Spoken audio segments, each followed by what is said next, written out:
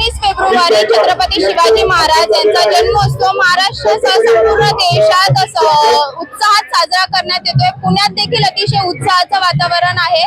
शिवजन्मोत्सव स्वराज्य रथ सोहळा आता आपण बघू शकतो की मानाचा चौथा जो रथ आहे सरनोबत सरसेनापती यसाजी कंक यांचा इथे दाखल झालेला आहे। त्यांच्या सोबत कंक जे वंशज जे आहेत कंक परिवाराचे ते आता आपल्या सोबत आहेत।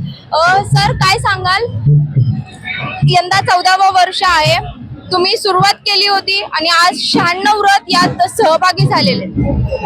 नक्कीच आता या भावना आहेत त्या शब्दात नाही सांगता येणार खरं तर, कारण का आम्हाला आज आमचे प्रमुख मार्गदर्शक या शिवजयंती महोत्सव समितीचे आद्य प्रवर्तक आणि अध्यक्ष म्हणजे ज्यांच्या संकल्पनेतून 13 वर्षापूर्वी हा रथ सोहळा चालू झाला। म्हणजे आजपर्यंतच्या शिवजयंत्या किंवा अनेक जयंत्या आपण पाहत असतो आणि त्याला एक वेगळं वळण असायचं आणि एक आदर्श मिरवणूक आणि आदर्श शिवजयंती आपण या ठिकाणी एक जगाला देऊ शकतो का, तर कशी देऊ शकतो हा विचार आमचे मित्र अमित दादा गायकवाड यांनी 2013 साली मांडला आणि त्यामध्ये आम्ही 5 घरांनी एकत्र होतो आणि आम्हाला अमित दादांनी त्या रथ सोहळ्यामध्ये सामील करून घेतलं आणि 5 रथांना आपण 2013 साली सुरुवात केली आणि ती करत असताना एक विचार आपण लोकांना द्यायचा आहे। शिवविचार जो आहे म्हणजे शिवरायांची अनेक नीती होती, शिवनीती त्याच्यामध्ये गनिमी कावा होता, राजकारणावरती त्यांचा बराच अभ्यास होता आणि आज तो शिवनीतीचा आजही या ठिकाणी पगडा आज पाहायला मिळतो आणि त्याचा उपयोग देखील होतो। म्हणजे त्यांनी घालून दिलेले जे पायंडे होते ते आजही आजच्या राजकारणामध्ये आजच्या समाजकारणामध्ये शेतीविषयक धोरणांमध्ये आजही उपयोगी पडतात आणि अशी ही जी काही धोरणं आहेत आणि ही नीती आहे शिवरायांची ही लोकांपर्यंत पोहोचली पाहिजे।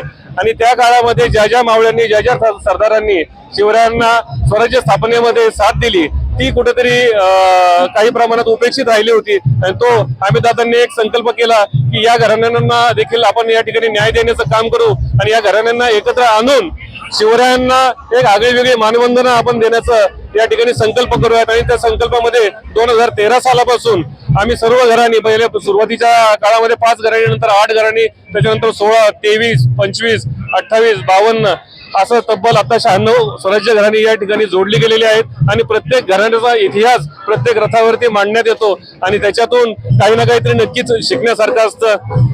तर प्रत्येक घराण्याचा हा जो काही इतिहास आहे तो या ठिकाणी पुढे आला आणि हा इतिहास पुढे येत असताना शिवरायांनी ज्या ज्या पद्धतीने संघर्ष केला तो काही संघर्ष हा देखील त्या ठिकाणी तो उजेडात आला।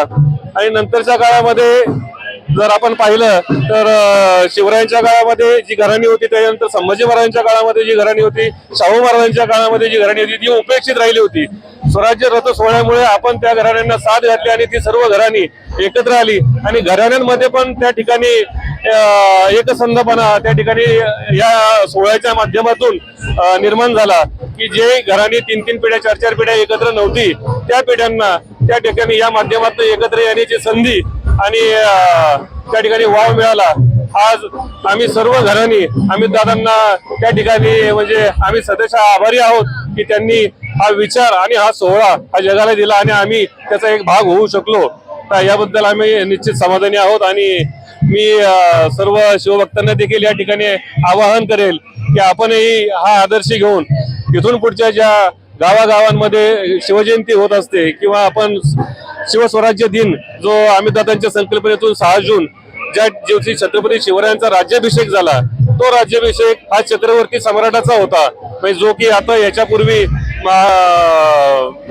प्रभू रामचंद्र असतील, सम्राट युधिष्ठिर, विक्रमादित्य यांचे जे राज्याभिषेक झाले होते त्या पद्धतीचा छत्रवर्ती सम्राटाचा राज्याभिषेक म्हणजे मी या पृथ्वीचा अनभिषिक्त सम्राट आहे आणि पृथ्वीवरच्या सर्व सत्ता या माझ्या मांडलिक आहेत हा संदेश देणारा तो राज्याभिषेक होता। तो राज्याभिषेक दिन हा मोठ्या प्रमाणात साजरा व्हावा म्हणजे जसं आपण विक्रम संवत ज्या दिवशी सुरुवात होतो, शैली वाहनशक ज्या दिवशी सुरुवात होतो ते जे काही आपले 3.5 मुहूर्त आहेत, दिवाळी पाडवा असेल, गुढीपाडवा असेल, दसरा असेल, तर हे जे मुहूर्त आहेत त्याच पद्धतीचा शिवरायांनी शिवशक चालू करून 6 जून 1674 रोजी जो काही दिवस आपल्याला दिला तो शिवशक त्याच पद्धतीने चालू व्हावा असा अमितदादांचा संकल्प त्या ठिकाणी त्यांच्या माध्यमातून पुढे आला आणि त्याच संकल्पावरती पाठपुरावा केल्यानंतर महाराष्ट्र राज्य शासनाला तो संकल्प मान्य करावा लागला आणि 6 जून हा शिवस्वराज्य दिन म्हणून शासनाने देखील घोषित केला. पंचायत समिती, BDO कार्यालय, जिल्हा परिषद, सर्व शाळा, माध्यमिक विद्यालय, हायस्कूल या ठिकाणी हा शिवस्वराज्य दिन साजरा होतो आणि छत्रपती शिवरायांच्या सत्तेचं आणि राज्याभिषेकाचं महात्म्य आणि शिवराय काय होते हे खऱ्या अर्थानं पोहोचवण्याचं काम या शिवस्वराज्य दिनाच्या माध्यमातून झालेलं आहे. या संपूर्ण आयोजन जे करतात त्या पुणे समितीचे अध्यक्ष देखील आपल्या सोबत आहेत. गायकवाड सर, काय सांगाल? एवढं भव्य असं 96 रथ सहभागी झालेले आहेत, वेगवेगळे देखावे, ते नागरिक देखील आपापले जे कल्चर आहे, संस्कृती आहे ते कुठेतरी एक दर्शवत आहेत. सर्वप्रथम विश्वातल्या सर्वात मोठ्या शिवजयंती सोहळ्यामध्ये तुमच्या सगळ्यांचं मी स्वागत करतो. हा सोहळा तुम्ही जगात बघा, अनेक राजे, रडवाडे, किंग, एम्प्रेस, फेरोज होऊन गेले. कुठल्याही राजाची जयंती ज्याप्रमाणे आपण पुण्यामध्ये शिवजयंती साजरी करतो तशी होत नाही.